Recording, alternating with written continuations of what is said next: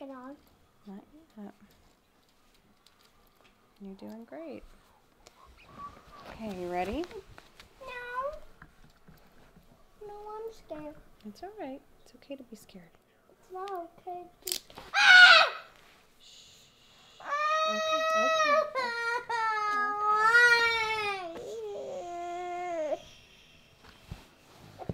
Let me take this off. It's okay. It's okay. It's okay. I'm sorry. First words out of her mouth were, "We need you to go to the ER right away." It's all right, buddy. We both just cried a lot, cried all the way to the hospital. We were, I think at first, just terrified and scared because we didn't really know what type 1 was.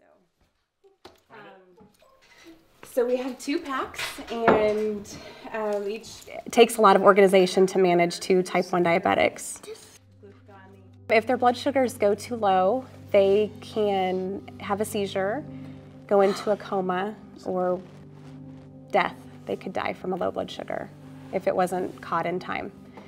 So we did have an experience where his blood sugars went low in the night, and it was a miracle that we woke up and tested him when we did, because his blood sugars were 39, and had we not woken up and tested them at that time, he would never have woken up in the morning. You know, type 1's the autoimmune disease, and there was nothing that we could have done to prevent this from happening to him.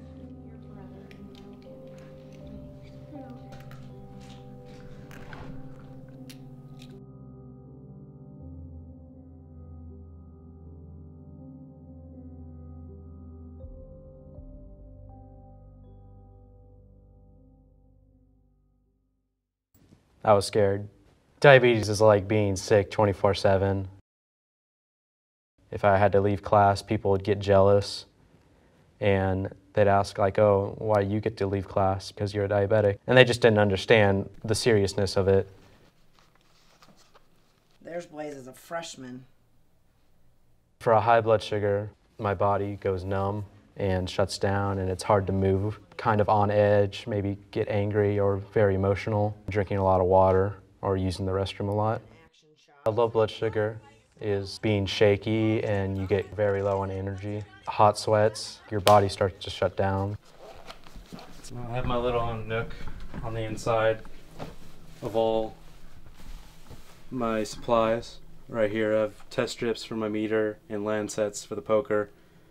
I have plungers. It was Christmas Eve. We were completely out of insulin, and I get to the pharmacy, and our insurance won't give us any insulin because we were renewing it too soon. Yet, he dies if he doesn't have insulin. So fighting with insurance is a constant battle.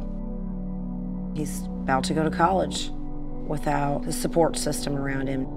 That scares the life out of me. That he'll be sleeping in his dorm room by himself, and that he'll have a low, and he won't know, and he won't wake up.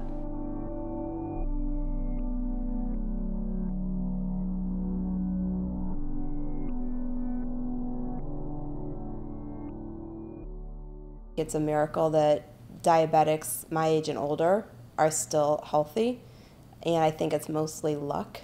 I don't think I did anything exceptional all those years. I started out on 1 shot a day. It was a complete guessing game.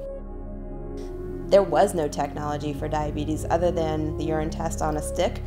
When I was 12 or 13, the home blood testing came out. The machines were a lot bigger. You needed a lot more blood to put on the test strip. These are the 4 fingers I use the most. These 2 are the most just because I'm right-handed. There are times that they get so bad I can't get any more blood out of them because they're so calloused. I got an insulin pump almost 17 years ago. That was life-changing because at that point I was doing 4 shots a day. When I went out to dinner, I'd have to turn around in the booth and get myself a shot real quick. Now all I had to do was grab my insulin pump and push the button. Ultimately, that's what helps avoid complications. some very serious complications. So there is no question in my mind that the technology is helping to save lives.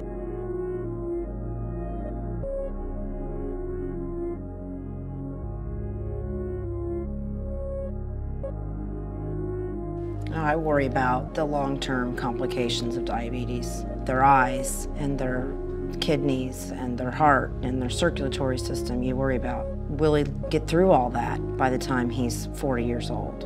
And Blaze is only 18 and he already has high blood pressure that is a result of diabetes.